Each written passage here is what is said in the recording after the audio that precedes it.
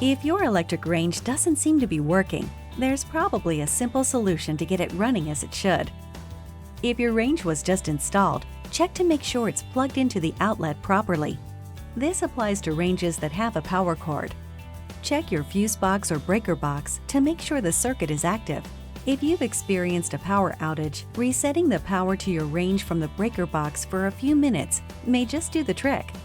Some models have a safety lock to keep children from using the controls. Check to see if you've inadvertently activated this feature. To deactivate the safety lock, press off and hold for 6 seconds. The control will unlock the oven door and oven control keypad. Additional information can be found in your use and care guide. We're here to help. Check out your use and care guide for more information. Visit www.frigidaire.com or call us at 800-374-4432. That should do it. You've got this.